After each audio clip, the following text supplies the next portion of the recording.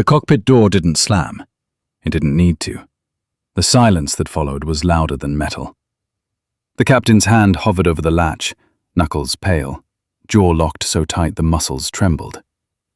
Outside, rain hammered the fuselage in hard, angry bursts, each drop sounding like a countdown. The aircraft sat at the gate, engines cold, passengers already lining the jet bridge, unaware that the flight was dying before it ever breathed. "I'm not flying with her." The words fell flat, clean, final. First Officer Lena Carter stood frozen by the right seat, one hand still gripping her flight bag strap. She had heard variations of that sentence before. Different rooms, different men, different excuses. But never this raw. Never this close to the controls of a fully loaded wide-body aircraft. The captain didn't look at her. He stared straight ahead at the dark glass of the windshield, at his own reflection layered over the storm. In it, he saw authority.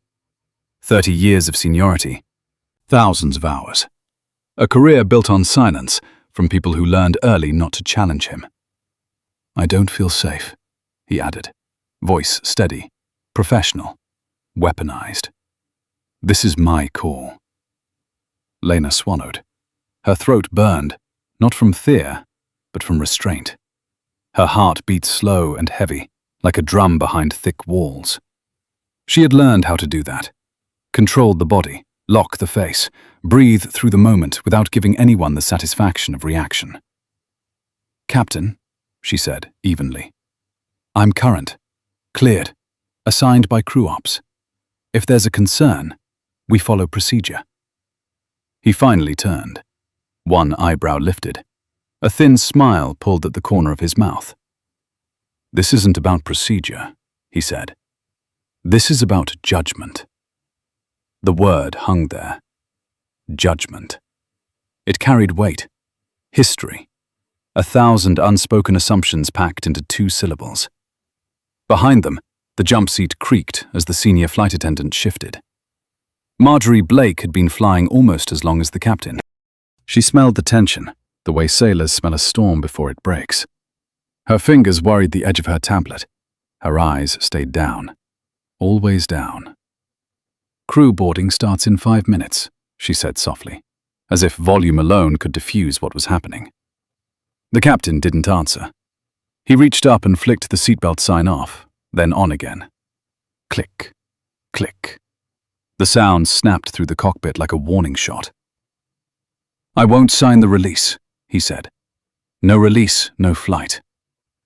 That was the choke point. Everyone in the cockpit knew it. Without that signature, the aircraft stayed grounded. Delays stacked. Ops panicked. Schedules unraveled. And the blame would land wherever power pointed it. Lena felt it then. Not fear, not anger. Something colder. Something surgical. She stepped closer, just enough that he had to acknowledge her presence. Her voice dropped, quiet but firm. "Are you refusing to fly with me, Captain, based on my qualifications?" she asked. "Or something else?" For the first time, his eyes met hers. Really met them. There it was. Not rage, not hatred. Comfort. The ease of a man who had never been forced to justify his instincts. "I'm refusing," he said. "That's all you need to know." Marjorie's breath caught. She knew what this was now. Not a misunderstanding. Not a bad morning. This was a line being crossed with intention. Lena nodded once. Slow. Controlled. She took a step back, unshouldered her bag, and set it gently by the seat. The motion was deliberate, almost ceremonial.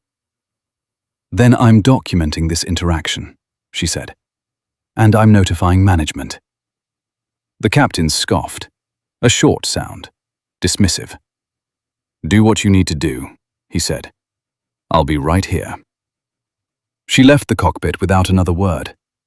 The jet bridge smelled like wet concrete and recycled air.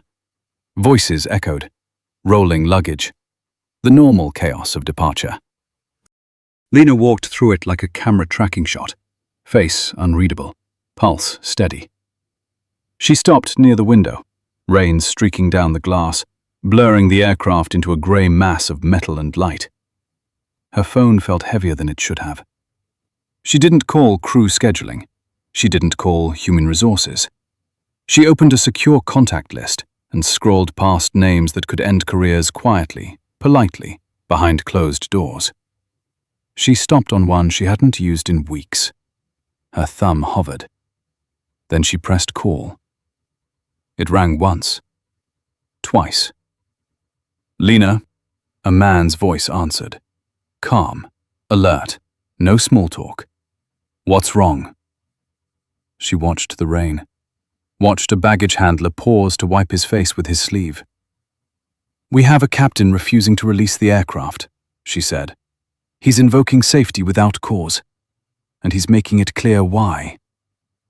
Silence on the line. Not confusion. Calculation. Are there witnesses? The voice asked. Yes.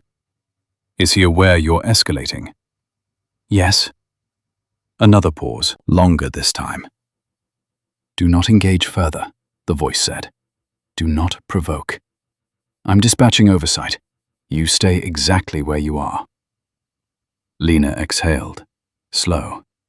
She hadn't realized she was holding her breath. Inside the cockpit, the captain leaned back, folding his arms, savoring the stillness.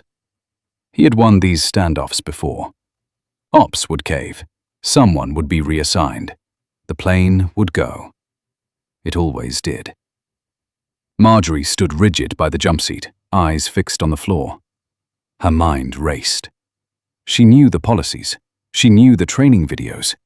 She knew what she was supposed to do when safety and ethics collided. She also knew what happened to people who spoke up against men like him. The cockpit door opened again. Lena stepped back inside, expression unchanged. Management is aware, she said. Regional oversight is inbound. The captain laughed. A real laugh this time. Warm, confident. Let them come, he said. I'll explain. The rain intensified. Thunder rolled low, distant but approaching. Somewhere above the terminal, cameras recorded the delay. Passengers checked their watches. Gate agents stalled with practiced smiles. And in the narrow space between two seats, with the storm pressing in from all sides, something irreversible had already begun. The regional oversight team arrived without sirens, without raised voices, without spectacle. Just 3 people, walking down the jet bridge against the flow of rain-soaked air, shoes polished, coats dark, eyes already taking inventory of everything that was wrong before a single word was spoken. The captain straightened when they entered the cockpit. Muscle memory. Habit. He rose halfway from his seat, then settled back, deciding courtesy was optional. Authority was his native language. He expected them to speak it back. Delay due to crew readiness, he said before anyone could ask. His tone was crisp, rehearsed. I exercised my discretion under safety provisions. The man in the lead nodded slowly. His name was Daniel Reeves. Mid-50s, former pilot, now compliance. The kind of person airlines sent when they needed truth, not comfort. He didn't look at the captain first. He looked at the empty right seat, the bag by the chair, the untouched checklist. And the first officer, Reeves said calmly. Where is she? Lena stood just outside the cockpit door, close enough to hear every word, far enough to breathe. Marjorie caught her eye for half a second. Guilt flickered there. Fear, too. Then Marjorie looked away again. She stepped out, the captain said. I asked for space. Reeves made a note. Not on paper, in his head. The kind that didn't erase easily. Captain, Reeves said, walk me through the exact safety concern. The captain exhaled, as if burdened by the need to educate. He spoke carefully now. He knew the game. You never named the thing. You circled it, You let implication do the work. Crew chemistry, he said. CRM alignment. Experience balance. This route isn't forgiving. Reeves waited. Silence pressed in, forcing the captain to either add substance or reveal the lack of it. She's current, Reeves said, not a question. Yes. Certified on this aircraft? Yes. No disciplinary record? Not that I'm aware of. No fatigue flags? No. Reeves nodded again. The storm outside rattled the fuselage, punctuating the moment. Then your concern, Reeves said, is subjective. The captain's jaw tightened. My judgment has kept people alive for decades. So has procedure, Reeves replied. His voice never rose. That was the danger. And procedure requires documentation. You refused to sign. That grounds the aircraft. That triggers an event. Marjorie shifted. Her tablet chimed softly with a notification she didn't open. Reeves turned slightly, addressing the cabin crew without looking at them directly. Did anyone here file a safety report? No one spoke. The silence was answer enough. Reeves nodded, then stepped back out onto the jet bridge. He gestured once. Lena joined them, posture straight, eyes clear. The captain watched her go, irritation simmering beneath his calm. He had expected resistance. He had not expected patience. They stood near the window again. Rain streaked down in uneven lines, blurring the aircraft lights into long smears of white. Say nothing extra, Reeves told her quietly. Answer what you're asked, nothing more. She nodded. Are you prepared for the consequences? He asked. She didn't hesitate. I've been prepared my whole career. Reeves studied her for a beat, then nodded once. Respect, earned quickly. Back inside, operations had frozen boarding. Gate agents rotated excuses like shields. Passengers waited, restless but contained. Every delay was money bleeding out of invisible wounds. Reeves returned alone.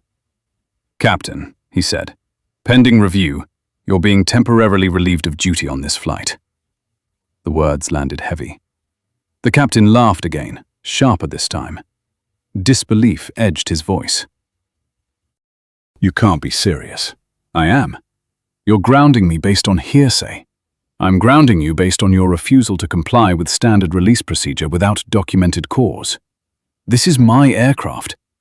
It is the company's aircraft, Reeves said, and this is an administrative action. The captain stood, this time fully. His chair slid back with a harsh scrape. You're making a mistake, he said. You know who I am. Reeves met his stare, unblinking. I know exactly who you are, he said, and that's why this is happening now. The captain's face flushed. Around them, the cockpit felt suddenly smaller, too tight for his certainty. Marjorie's hands trembled. She clasped them together, then unclasped them, then finally spoke. Her voice was barely audible. Captain, she said, maybe we should. He cut her off with a look. She fell silent immediately. The habit was deep, reflexive. Reeves noticed. Ma'am, he said, turning to her. Did you observe any behavior that made you uncomfortable? Marjorie froze. Her mouth opened, closed. Her eyes darted to the captain, then to the floor. I didn't think it was my place, she said. Reeves nodded slowly. Thank you for your honesty. The captain scoffed. This is absurd.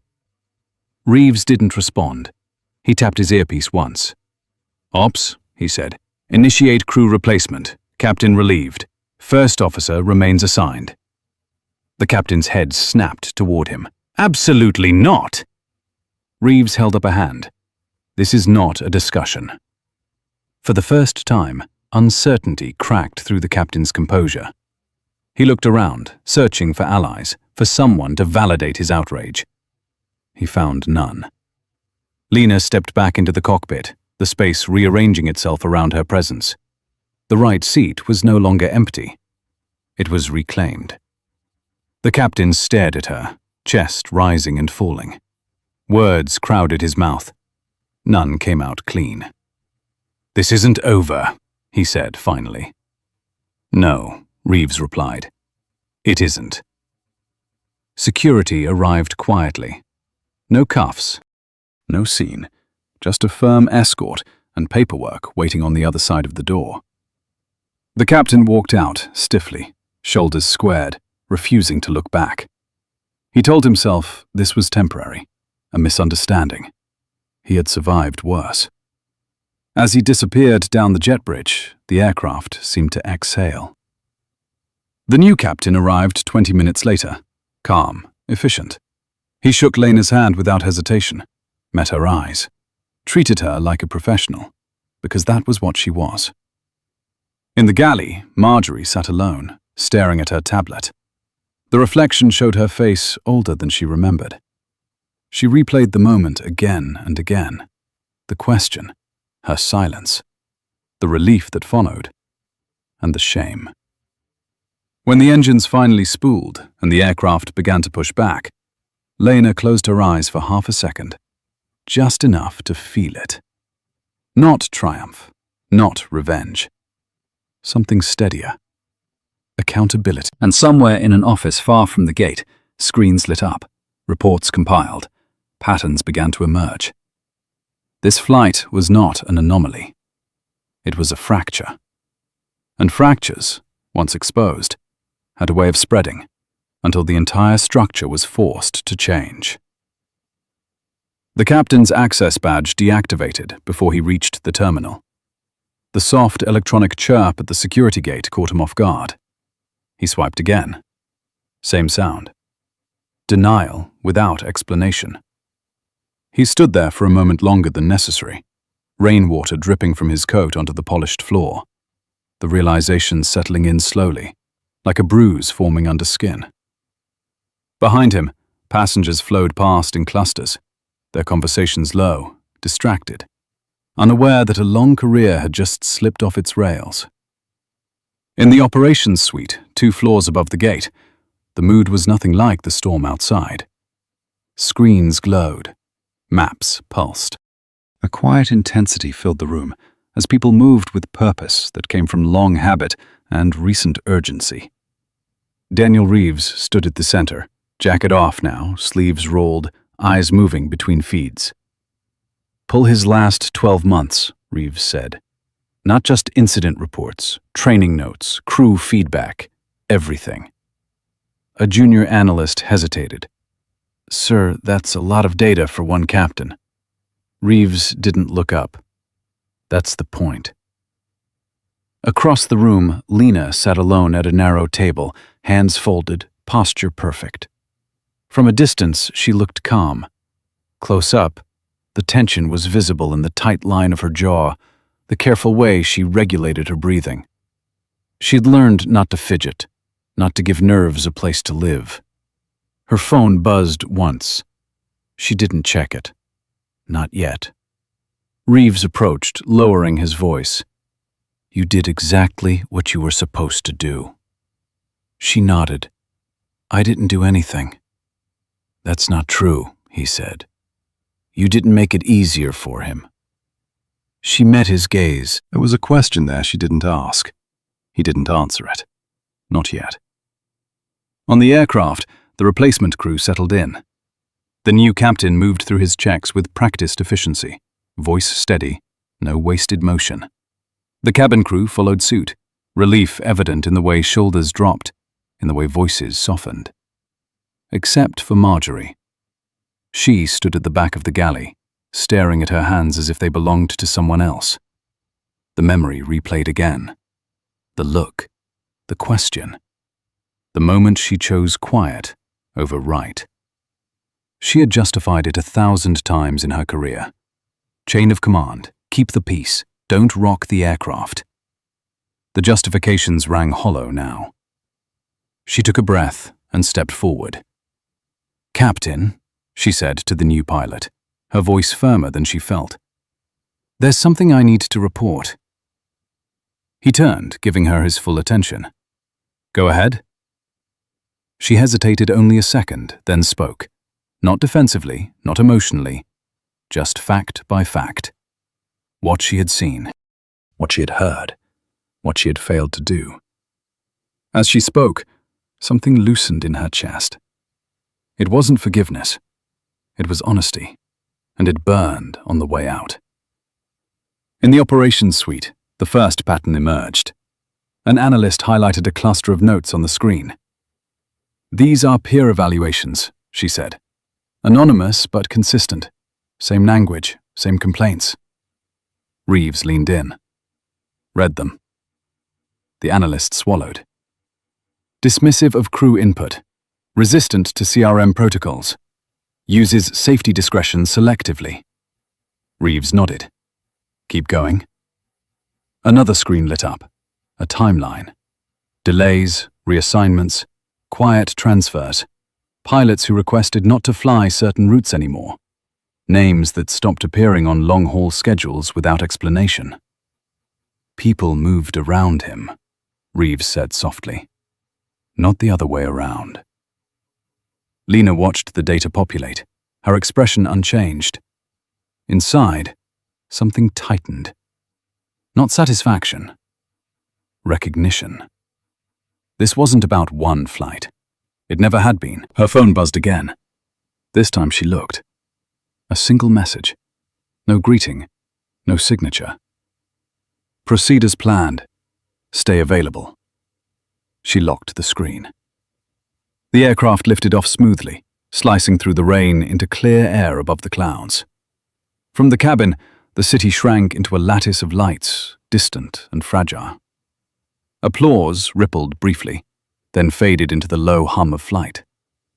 Marjorie returned to her seat, exhaustion settling into her bones. She stared out the window, watching the wing flex against the sky. She wondered how many times she had mistaken survival for professionalism. In the terminal, the former captain sat alone near baggage claim, coat draped over his arm, phone pressed to his ear. His voice was low, urgent. "They overreacted," he said. "Temporary. I'll have it sorted." On the other end, the silence stretched longer than he liked. "You always said they'd come for you eventually," the voice replied. "Maybe this is it." He scoffed. "You don't throw away decades over one complaint." "Sometimes you do," the voice said. Then the line went dead. Back upstairs, Reeves stood before a wall of screens, now dense with information. He felt the shift in the room, the moment when uncertainty gave way to inevitability. "This goes higher," an analyst said quietly. "Not just one captain. There's a tolerance pattern." Reeves nodded. "Then we don't stop at one." He turned to Lena, studied her. Really studied her now. Not just as a pilot, as a variable, as a catalyst. "You knew this would happen," he said. She met his gaze. "I knew it could." "And you still walked into that cockpit?" "Yes." "Why?" She considered the question. Outside, thunder rolled again, distant now, chasing the aircraft east. "Because if I didn't," she said, "it would keep happening to someone else. And they might not have a way out." Reeves held her gaze for a long moment. Then he nodded, once. "Get some rest," he said. "You're going to need it." She stood, smoothing her jacket, every movement precise. As she walked away, the room didn't relax. If anything, the tension sharpened. This wasn't the end of a conflict. It was the beginning of a reckoning, moving quietly through systems that had learned to protect themselves, gathering momentum, drawing closer to a moment when silence would no longer be an option. And when that moment came, no one would be able to pretend they hadn't seen it coming. The conference room smelled faintly of burnt coffee and recycled air, the kind of place where decisions were made without emotion and consequences were discovered too late. A wall of glass looked out over the runway, where aircraft moved with mechanical certainty, unaware of the human turbulence gathering above them. Lena sat at the far end of the table, hands folded, posture straight, eyes steady. She had changed out of her uniform, but not out of her discipline. The room did not intimidate her. It never had. She had learned early that rooms only held power if you gave it to them. Daniel Reeves stood at the head, remote in hand, the screen behind him frozen on a grid of names, dates, and color-coded flags. Red was beginning to dominate. "Before we continue," Reeves said, voice level, "I want it on record that this review was triggered by a routine operational event." A man in a tailored suit cleared his throat. "Legal." He adjusted his glasses, already uncomfortable. "Routine," he repeated, carefully. "Yes," Reeves said, "until it wasn't." He clicked the remote. The screen changed. A timeline appeared. Not dramatic, not sensational, just dense, methodical. "This is Captain Sterling's operational footprint over the last 18 months, Reeves said. Delays attributed to crew readiness, reassignments requested by junior pilots, voluntary transfers, informal complaints that never escalated. Another click. The room darkened slightly as more data filled the space. "Notice the pattern," Reeves continued. "The incidents don't spike. They hum. Low level, constant. Easy to ignore if you're not looking for them." A woman from Human Resources leaned forward. "None of these crossed reporting thresholds." "That's correct," Reeves said. "Individually." He let the word hang.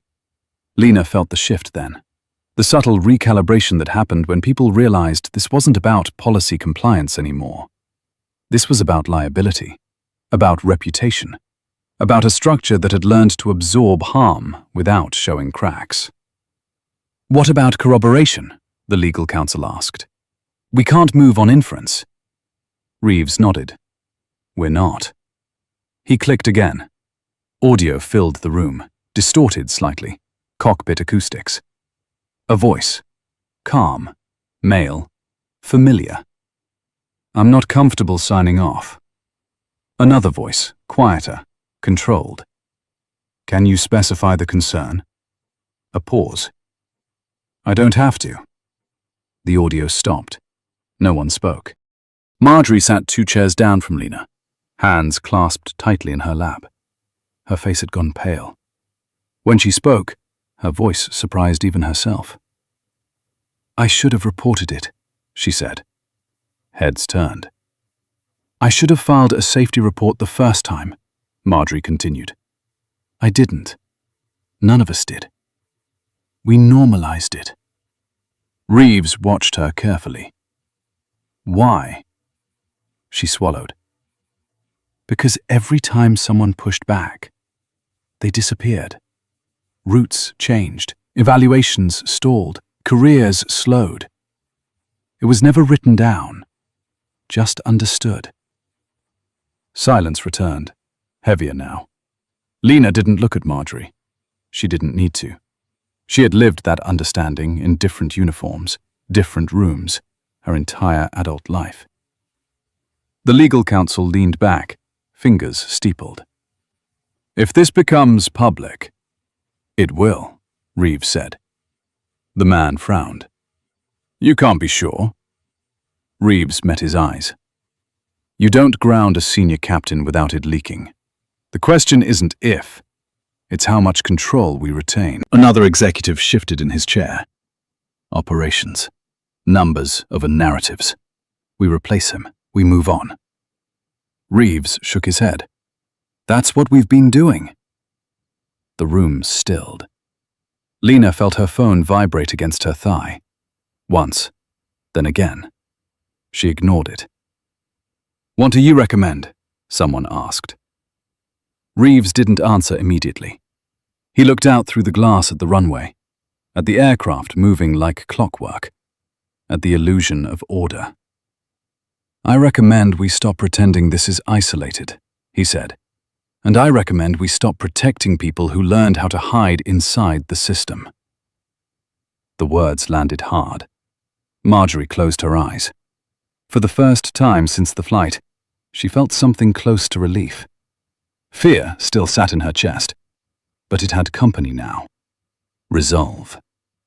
The door opened quietly. No one had announced her. She entered without urgency, without apology. Dark coat, simple lines, no insignia, no entourage, just presence. The room didn't recognize her at first. Not consciously, but posture shifted. Conversations died mid-breath. Attention snapped forward, instinctively. She took the empty seat at the center of the table and folded her hands. "Continue," she said. Her voice was calm, measured, American. No accent to lean on, no softness to misinterpret. Reeves turned, surprised, then recovered. "We're reviewing a systemic tolerance issue." "I know," she said. "I asked you to." The legal counsel blinked. "And you are?" She looked at him, not sharply, not kindly, directly. "Someone who doesn't like surprises," she said. Reeves watched her closely now. Something clicked. Not recognition. Suspicion. "We were discussing next steps," he said. "Good," she replied. "Then let's be honest." She turned to Marjorie. "You stayed silent because you were trained to." Marjorie nodded, tears welling but not falling. She turned to Lena.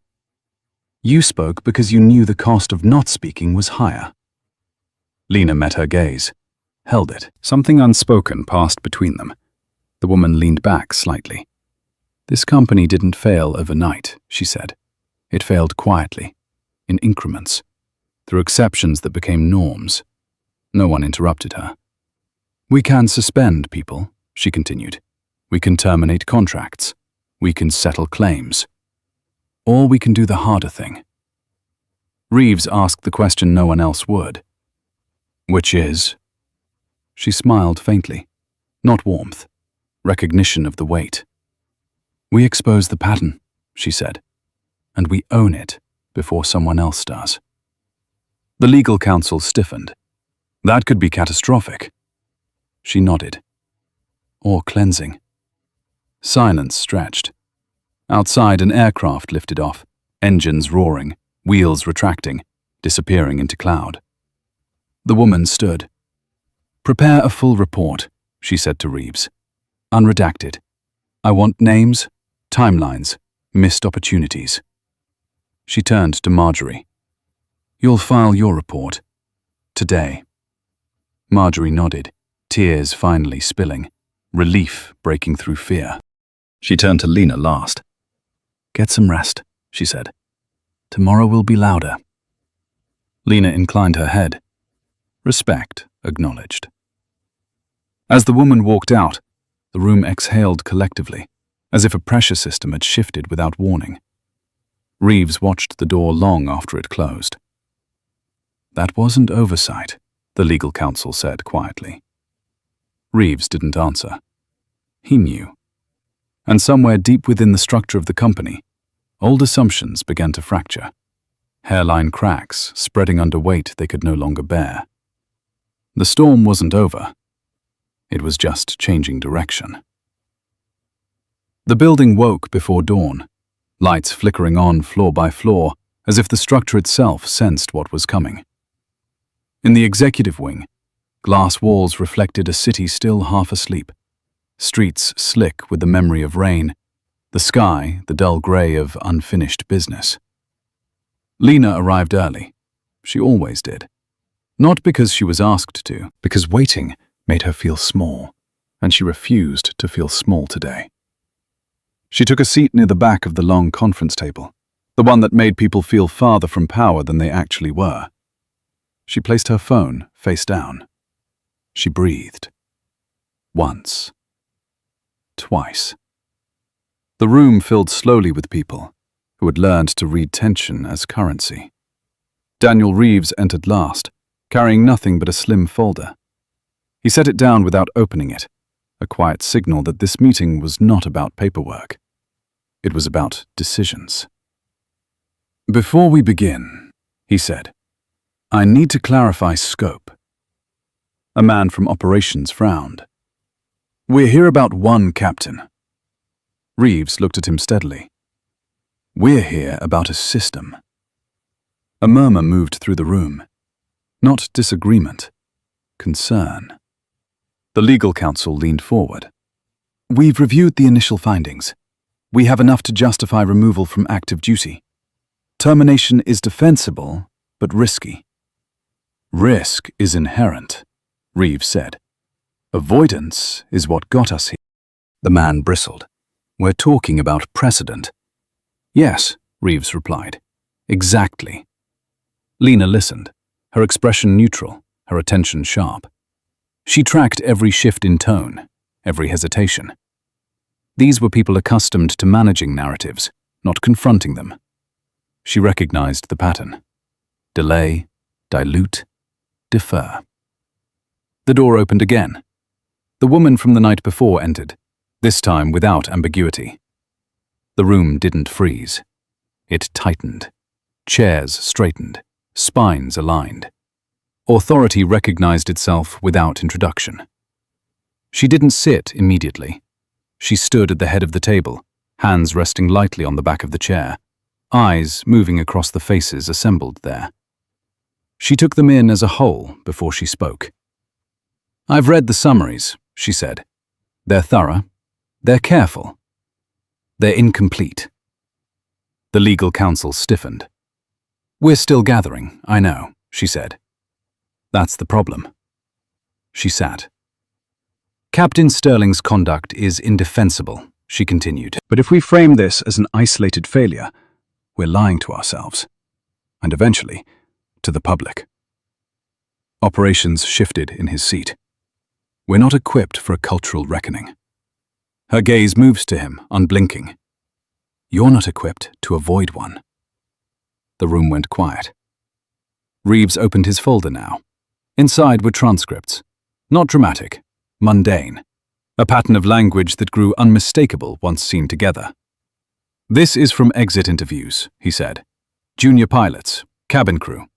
Reassignments requested without formal complaint." He slid the folder down the table. "They didn't accuse," he said. "They adapted. They left. Or they stayed quiet." The woman nodded slowly. "Silence is a learned behavior." Lena felt the words land in her chest. She kept her eyes forward. "We have exposure," Legal said carefully. "If this expands, we invite scrutiny into training, reporting, oversight." "Yes," the woman said. "And if we don't, someone else will do it for us."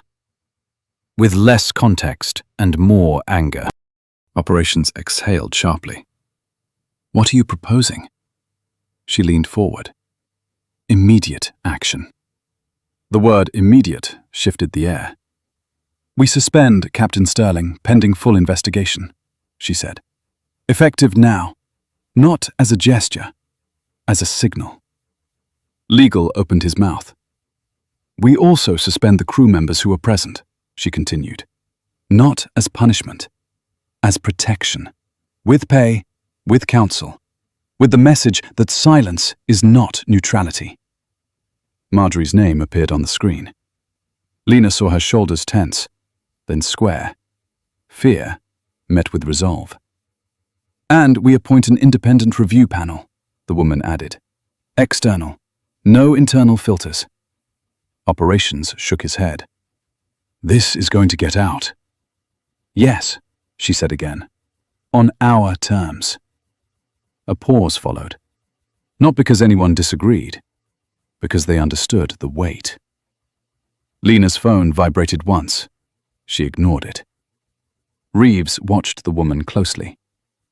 "You're asking us to burn insulation." "I'm asking you to remove rot," she replied. "There's a difference." The legal counsel rubbed his temples. "If we proceed, we need a narrative." She nodded. "We'll tell the truth." A bitter smile crossed his face. That's not a narrative. That's a risk. Her eyes softened, just slightly. It's also the only one that survives. The room absorbed that. Outside, the sun began to edge above the skyline, light catching on glass and steel, illuminating what had been hidden by darkness. The door opened quietly. A junior assistant stepped in, pale, clutching a tablet.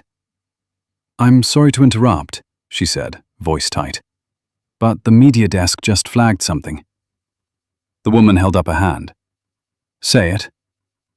The assistant swallowed. "There's footage circulating. From the gate. Not inflammatory, but suggestive." Reeves closed his eyes briefly. "How fast?" the woman asked. "It's gaining traction," the assistant said. "Nothing viral yet." "Yet," operations echoed. The woman stood. "Good." They stared at her. "We don't wait," she said. "We move now." She turned to Reeves.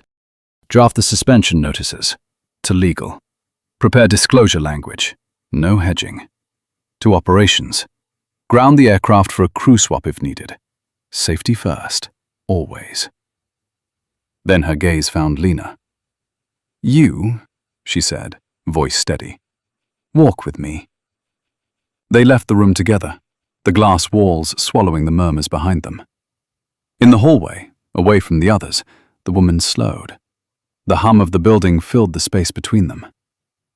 "You knew this would escalate," she said. "Yes," Lena replied. "And you stayed?" "Yes." The woman studied her face. "Why?" Lena considered the question, chose honesty. "Because I've spent my life watching people like him survive on other people's silence," she said. "And I was tired." A faint smile touched the woman's lips. Not approval, understanding. "You understand what happens next," she said. "Yes. It won't be clean. I know." They stopped at the elevator. The doors slid open with a soft chime. "Rest when you can," the woman said. "You're going to be very visible." Lena nodded. "I'm used to that." As the doors closed, the woman remained in the hallway, alone now, listening to the building wake fully around her. Phones ringing, emails firing, systems adjusting to a new pressure. She reached into her coat pocket and removed a badge, black and unadorned. She turned it over once, then tucked it away again. Not yet. The reveal would come. But first, the ground had to shift. The press room filled faster than expected. Cameras lined the back wall, tripods clicking into place, red lights blinking on like watchful eyes. Reporters murmured to one another, phones in hand, already shaping headlines that hadn't been earned yet. The company seal hung behind the podium, polished and heavy, a symbol that had survived decades by saying very little, very well. Lena stood off to the side, just beyond the lights. She could feel the heat from the lamps on her cheek, hear the low electrical hum beneath the voices. Her uniform was immaculate, her face unreadable. Inside, her pulse kept time with the seconds, ticking towards something irreversible. Daniel Reeves stepped to the podium first. He didn't smile. "Thank you for coming on short notice," he said. "This morning, Horizon Airways initiated an internal operational review following a crew readiness issue on a scheduled international flight." A few pens paused. Others scratched faster. "The aircraft was delayed," Reeves continued, "out of an abundance of caution. Passenger safety was not compromised. However, concerns were raised regarding cockpit conduct and adherence to company policy." A hand shot up. "Are we talking about discrimination?" a reporter called out. "Is this about race?" Reeves didn't dodge it. "We are talking about behavior," he said, "and whether it aligns with the standards we expect from those entrusted with lives." The room shifted. That was not the answer they wanted. It was sharper. Another voice. "Has anyone been fired?" Reeves inhaled once, slow. "Captain Richard Sterling has been removed from flight duty pending investigation," he said. "Additional crew members have been placed on administrative leave." Murmurs rippled. Phones lit up. The word "removed" spread like oil on water. "And the first officer?" someone asked. "The one who raised the concern? Where is she?" Reeves didn't answer immediately. He turned slightly. Lena stepped forward into the light. The room quieted in a way that surprised even the reporters. Something about her presence cut through the noise. Not defiance, not anger. Control. She stood beside the podium, not behind it. Her hands rested at her sides. Still. "I was assigned to that flight," she said. Her voice carried without strain. "I followed procedure. I documented what occurred." "Do you believe you were targeted?" a reporter asked. Lena met her gaze. Held it. "I believe systems reveal themselves when they're stressed," she said. "This one did." The answer landed heavier than any accusation. Another voice cut in, louder now. "Is it true the captain refused to fly with you?" Reeves opened his mouth. Lena lifted a hand, just enough. "He refused to sign the release," she said. "That decision grounded the aircraft. Everything that followed flowed from that." The phrasing was precise, clinical, unassailable. In the back of the room, someone whispered, "She's good." The doors at the side opened quietly. No announcement, no cue. The woman entered without urgency, dressed simply, her presence registering before her identity did. Conversations faltered.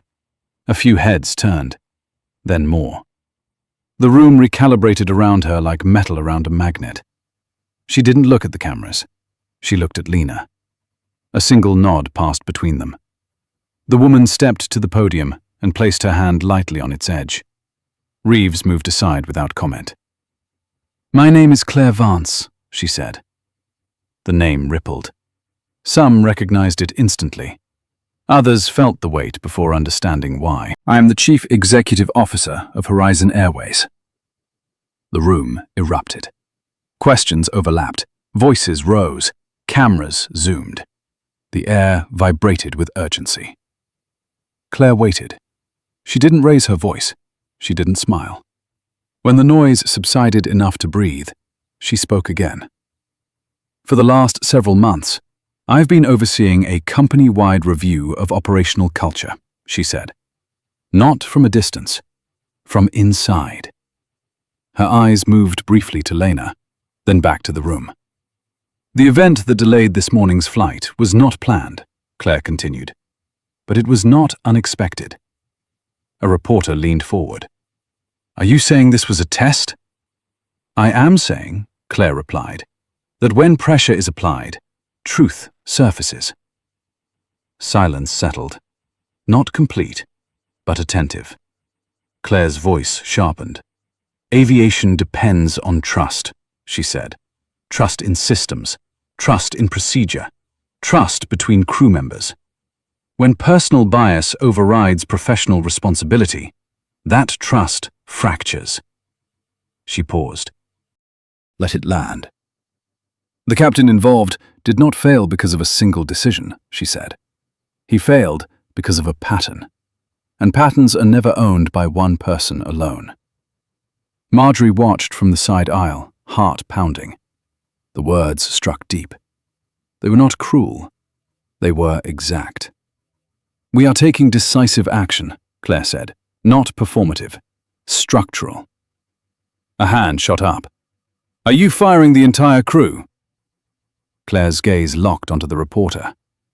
"They are being relieved of duty pending investigation," she said, "because silence in the face of misconduct is not neutrality.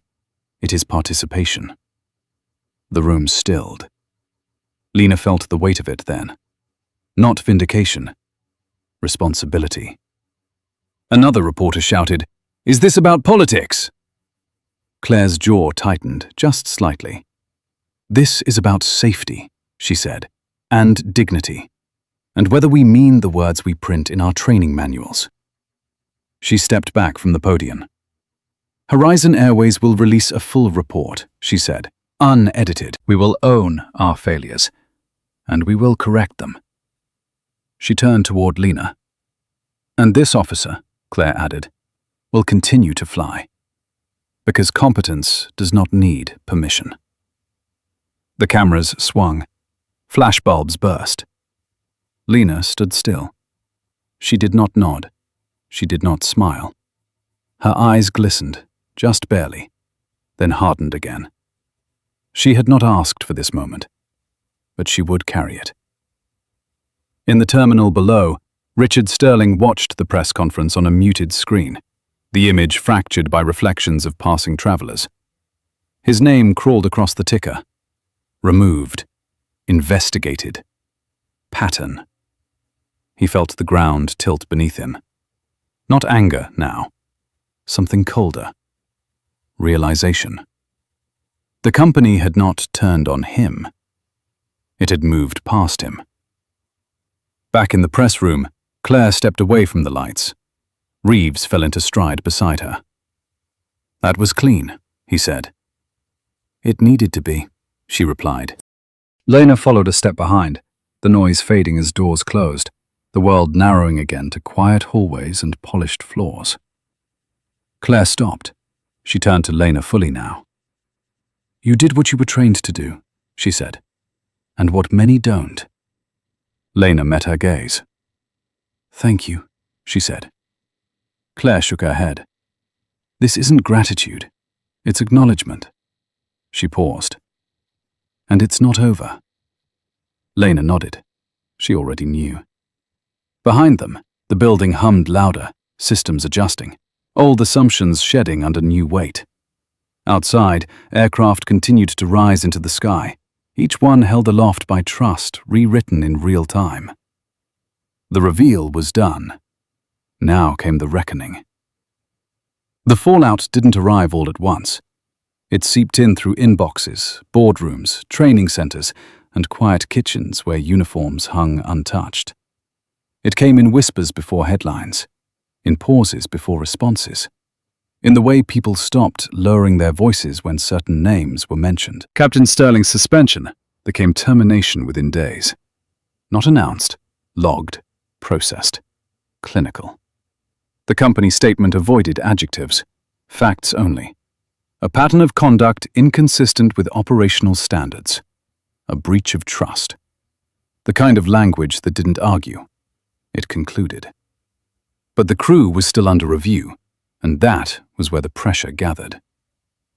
Marjorie sat across from an investigator in a windowless office, hands folded tight, nails digging into her own skin. The questions weren't aggressive. They were worse. Calm. Precise. Designed to let truth surface without being pushed. Why didn't you file a report after the first incident? The investigator asked. Marjorie stared at the table. The laminate was chipped at the edge. She traced it with her eyes. Because nothing happened, she said automatically. The investigator waited. She closed her eyes. Because something always happened, she corrected. Just not on paper. The answer tasted bitter, honest. Down the hall, two younger flight attendants sat side by side, knees angled inward, shoulders brushing. One whispered, "Do you think they'll fire us?"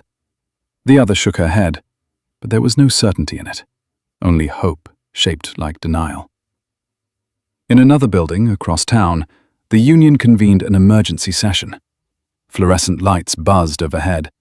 Old photographs of smiling crews lined the walls, relics of a time when loyalty meant protection at any cost. The union president stood at the head of the table, jaw tight. "We are not defending behavior," he said. "We are defending process." A voice from the back snapped. "Process is what protected him." Murmurs followed. Agreement, resistance, fear. They all understood the stakes. If silence became culpable, the ground shifted beneath decades of negotiated distance. Meanwhile, Lena kept flying. Not out of defiance, out of necessity. The schedule didn't bend for symbolism.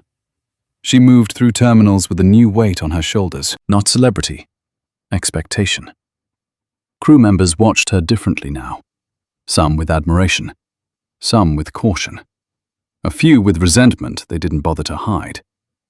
In a crew lounge in Denver, a pilot leaned back in his chair and said, "Must be nice to have the CEO watching your back." Lena didn't look up from her tablet.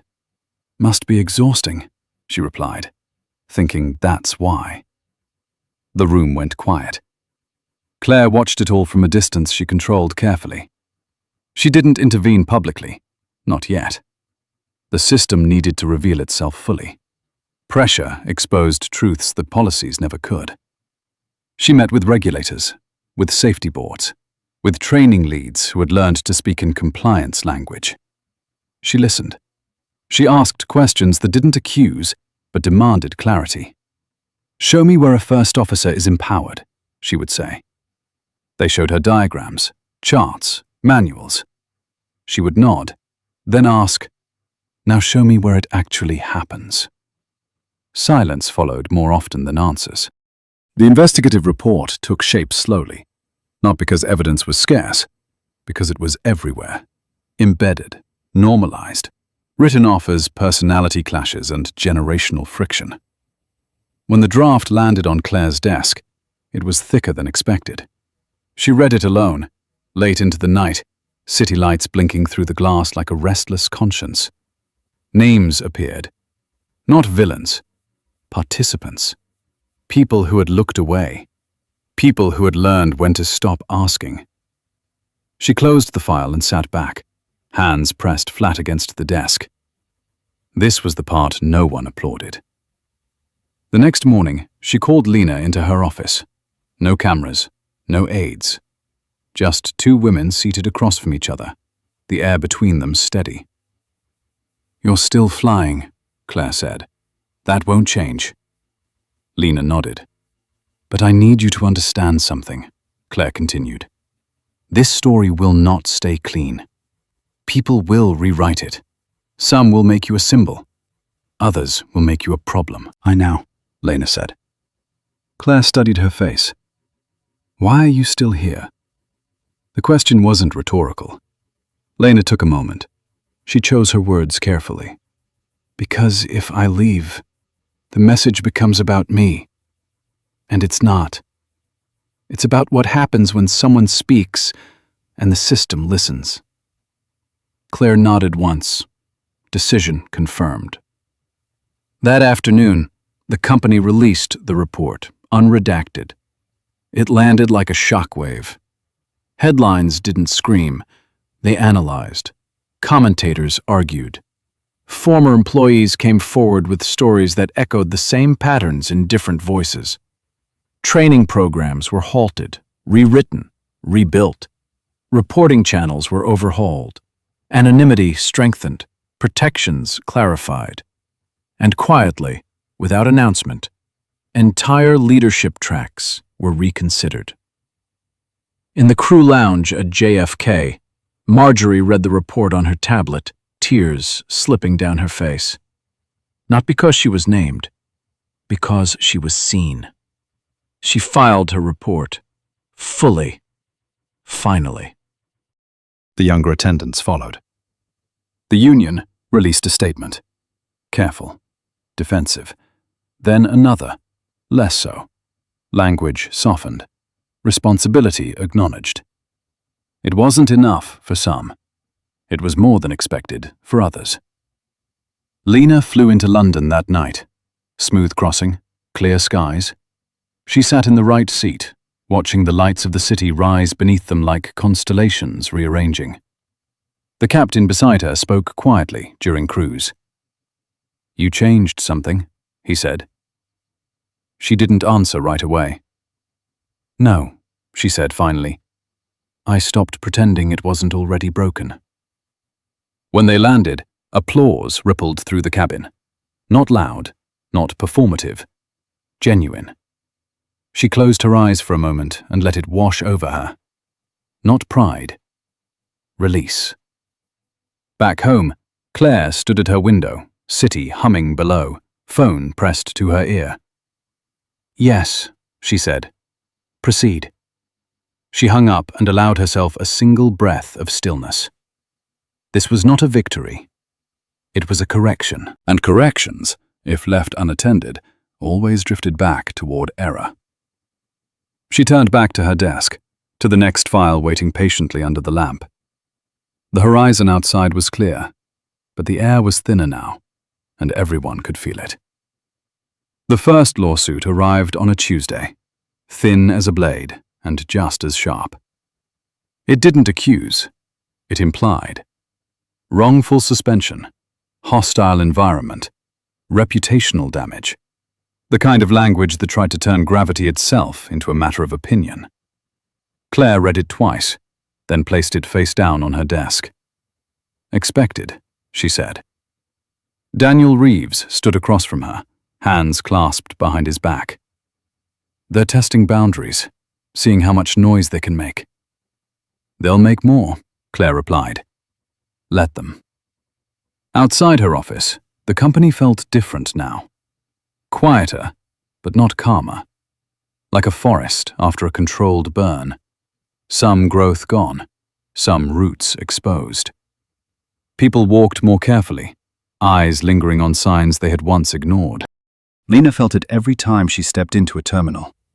At LAX, a gate agent hesitated before greeting her, then smiled too brightly. In Chicago, a mechanic gave her a nod that carried more weight than words. In Dallas, a captain avoided her eyes entirely. Visibility was a strange thing. It illuminated. It isolated. During a pre-flight briefing in Seattle, a young first officer asked, voice barely above a whisper, "Can I ask you something?" Lena looked up from her checklist. "Yes?" "How did you know," he asked, "that it would matter?" She didn't answer right away.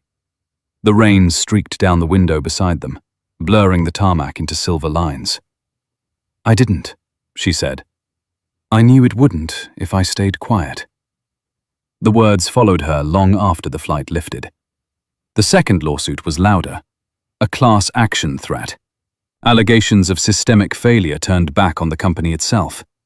Commentators began using phrases like culture crisis and leadership reckoning. The board called an emergency session.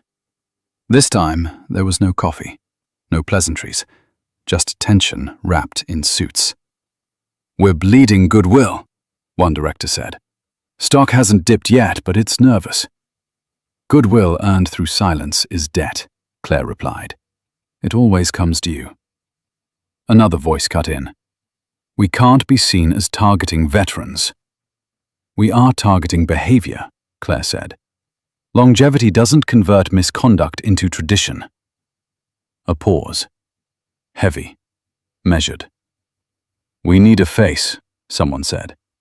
"Someone to reassure." Claire's gaze moved, slow and deliberate, until it settled. "No," she said. "We need a spine." The meeting ended without applause. Outside, reporters waited. Questions sharpened. Narratives hardened. Claire didn't give them what they wanted. She gave them consistency. Meanwhile, the union fractured. Older members pushed back, insisting on precedent and protection. Younger ones asked harder questions. Why had they been taught to adapt instead of report? Why had certain captains become untouchable? At a union hall in Phoenix, voices rose. "This isn't what we signed up for," someone shouted. "No," another replied. "This is what we inherited." The vote that followed wasn't unanimous, but it was enough. The union announced revised guidance, reporting protections, a shift in tone. Not an apology, a recalibration.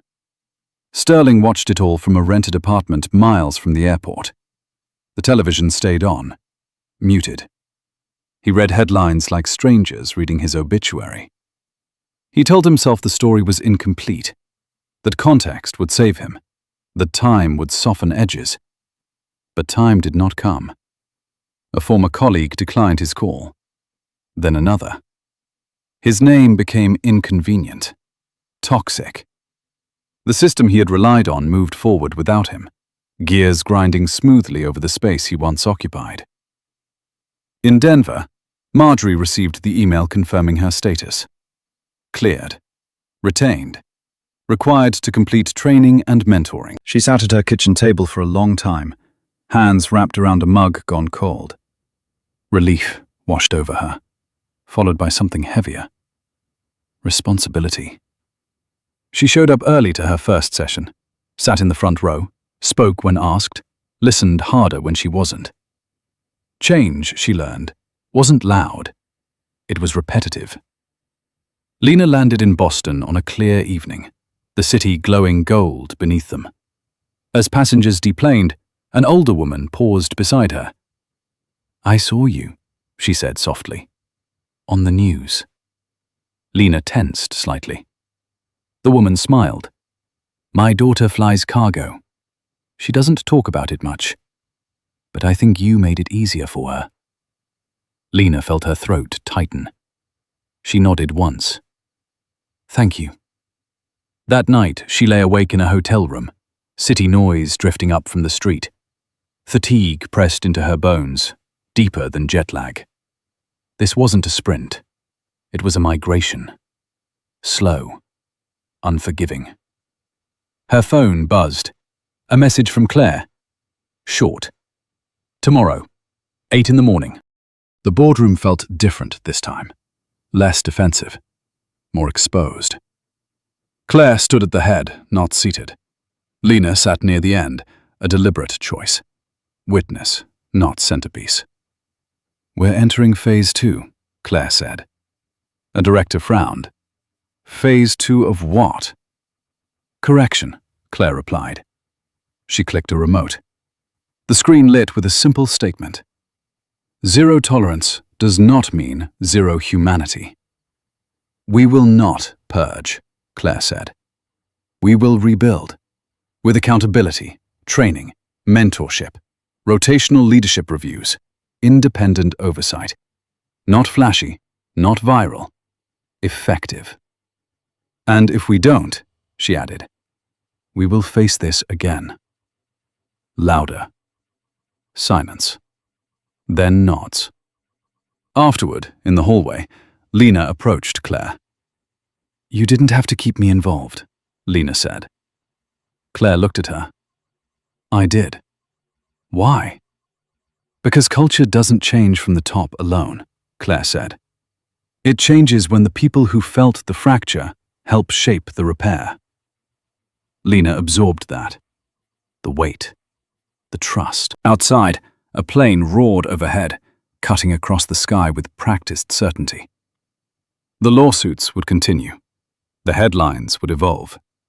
Some people would never forgive. Others would never forget.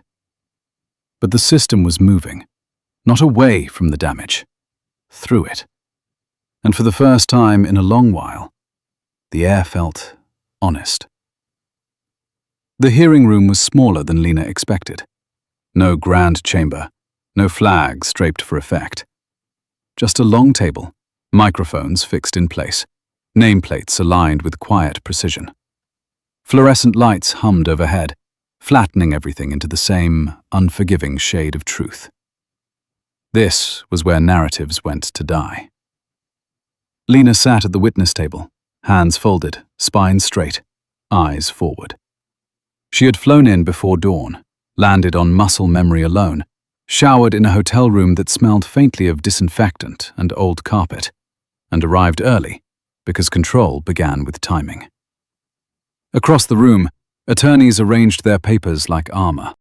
On the far side, union representatives sat rigid, faces closed. Observers lined the back wall. Regulators, analysts, people who never spoke unless the system was already on fire. Daniel Reeves stood near the door, not as counsel, not as witness, as gravity. Claire entered last. No announcement, no pause in conversation. But the room changed anyway. Chairs adjusted, voices lowered. attention bent toward her without instruction. She took a seat behind the observers, deliberately out of frame, and nodded once at Lena. That was all. The chairwoman cleared her throat. "We're here to establish facts," she said. "Not intent, not emotion. Facts." The first attorney stood. "First Officer Carter, can you describe the sequence of events that led to the grounding of Flight 882? Lena inhaled. Slow, measured. She spoke without drama, without embellishment. She described the cockpit, the refusal to sign, the language used, the lack of documentation. Each sentence was a brick laid carefully into place. "Did the captain cite your race?" the attorney asked. "No," Lena replied. A ripple moved through the room. "Did he reference diversity initiatives?" "He referenced alignment and judgment without specifying criteria." The attorney nodded, satisfied. That was the angle. Plausible deniability. "And yet," he continued, "you interpreted his refusal as discriminatory." "I documented behavior," Lena said. "Interpretation came later." The chairwoman leaned forward slightly. "Clarify." "The refusal occurred without safety basis," Lena said. "In my experience, when discretion is invoked without data, context matters." "Context like what?" the attorney pressed. Lena paused, just long enough. "Patterns," she said. The word landed. The union attorney stood next. "First Officer, are you aware that grounding an aircraft has cascading consequences?" "Yes." "Financial? Operational?" "Yes." "Do you believe your actions were proportional?" Lena looked at him steadily. "I believe safety culture is only real when it costs something." Murmurs followed. Not outrage. Recognition. The chairwoman raised a hand. Silence returned. "Captain Sterling has submitted a statement," she said. "He claims he was removed without due process." Lena didn't react. "He also claims," the chairwoman continued, "that he felt pressured by company leadership." A subtle shift. Eyes flicked toward Claire. Lena answered carefully. "I felt pressure for years," she said. "That doesn't excuse behavior. It explains silence." The hearing recessed briefly. People stood, whispered, calculated. Claire remained seated, hands still, gaze distant. She watched the room the way pilots watched weather systems, not for what they were, but for what they would become. When proceedings resumed, Daniel Reeves took the stand. He spoke differently than Lena, less human, more structural. He laid out timelines, comparisons, quiet transfers, the absence of escalation where escalation should have occurred. This was not an anomaly, Reeves said. It was an accommodation. The union attorney objected. Speculation. Reeves didn't flinch. Documentation. He gestured. Screens lit up. Redactions minimal. Enough to protect individuals. Not enough to hide truth. The chairwoman studied the data. Her jaw tightened. "This indicates systemic failure," she said. "Yes," Reeves replied. "And systemic tolerance." The hearing stretched into hours. Lunch came and went untouched. Voices grew tired. Facades cracked. At one point, a regulator asked the question no one had wanted to hear. Why now? The room stilled. Reeves answered first. Because someone documented. Claire stood. The chairwoman frowned. "Ms. Vance, you're not scheduled, I know," Claire said. Calm, polite, absolute. But the question was incomplete. She stepped forward. Not to the table, just close enough.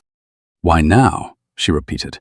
"Is because the system assumed it could continue unchanged. It assumed silence was infinite." She looked around the room, met eyes, held them. It isn't. No one interrupted her. This company didn't wake up one morning and decide to fail, Claire continued. It optimized for comfort, for continuity, for not rocking aircraft that were already airborne. She paused. And then, someone refused to absorb the turbulence. Her gaze found Lena. The chairwoman cleared her throat. "Thank you. That will be sufficient." But it was already too late. The words had landed where they needed to. Outside, the sun dipped low, casting long shadows across the steps of the building. Reporters waited, restless. Speculation churned. Sterling watched the live feed from a bar down the street, nursing a drink he barely tasted. He heard his name spoken in measured tones, stripped of legend, reduced to data points and timelines. He laughed once. Bitter, hollow. "They're rewriting history," he muttered. No one answered. Back inside, the hearing concluded without resolution. That would come later, in reports, in recommendations, in consequences that moved slower than outrage, but lasted longer. Lena stepped into the hallway, shoulders heavy now, exhaustion finally catching her. Claire joined her, not touching, just present. "You did well," Claire said. Lena shook her head. "I told the truth. That's what I meant." They walked together toward the exit. Outside, cameras surged forward. Questions fired. Claire raised a hand. "Just one." "This process is ongoing," she said. "We will respect it." A reporter shouted, "Do you stand by your decision?"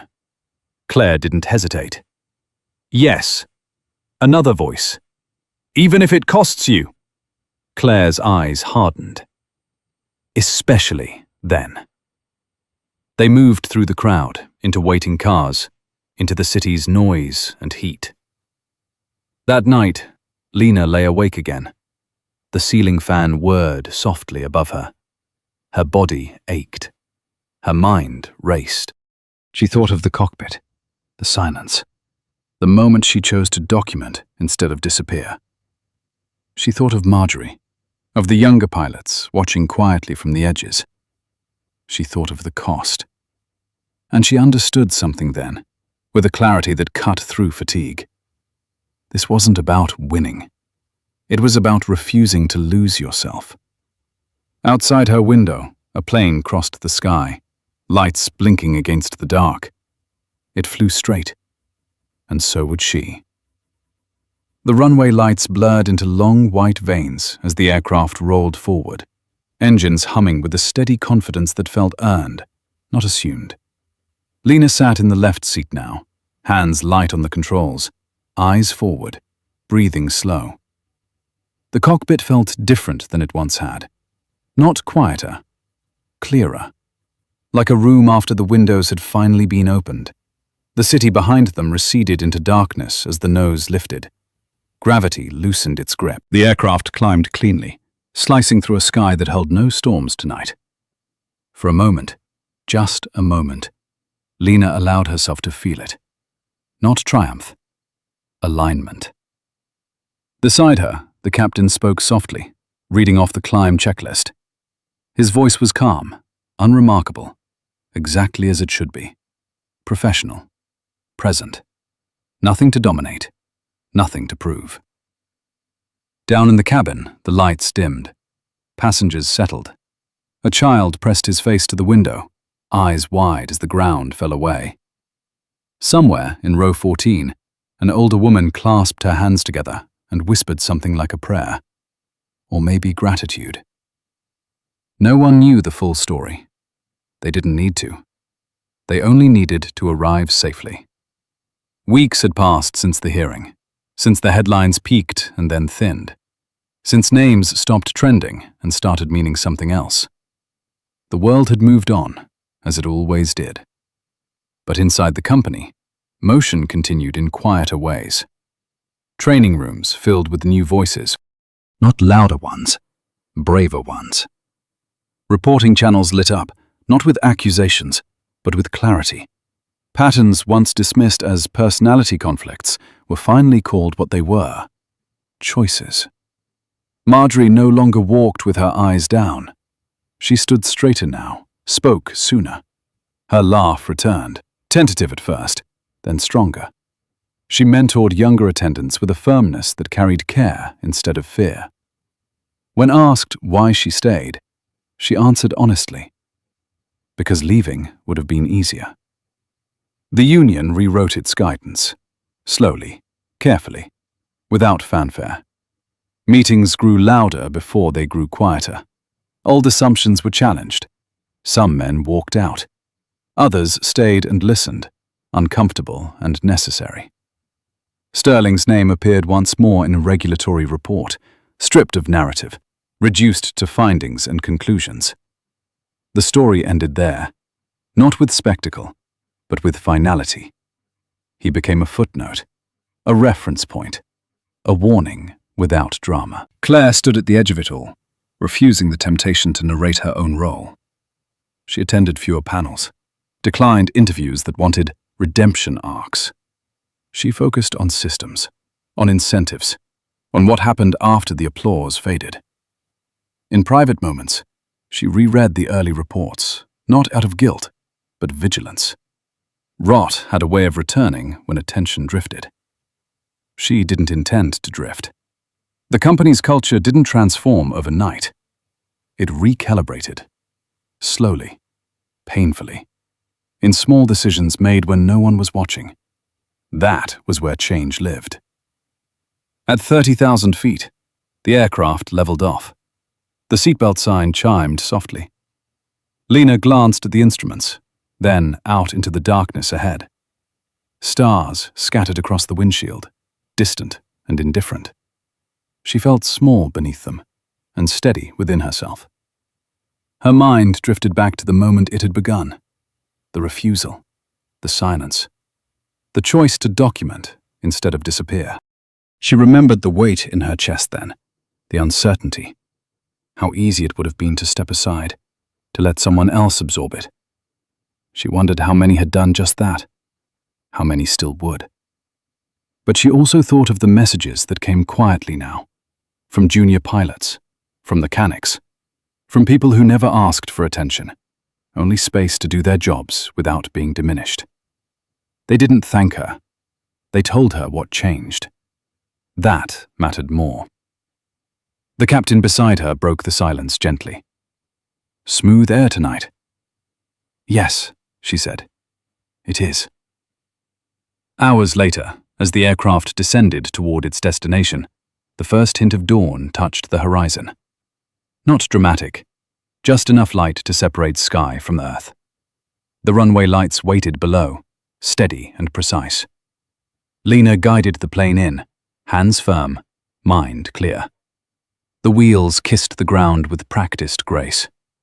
Applause rippled briefly through the cabin, spontaneous and sincere. She didn't smile until they reached the gate and the engines powered down. When the door opened, warm air rushed in. Voices followed. Life resumed. Lena stood to leave the cockpit, pausing for half a second in the doorway. She looked back once, at the space that had held so much tension, then stepped forward without ceremony. In the terminal, people passed her without recognition. That was fine. The work wasn't about being seen. It never had been. Outside, the sun rose fully now, casting long shadows across the tarmac. Another flight prepared for departure. Another crew ran their checks. Another day continued, slightly altered.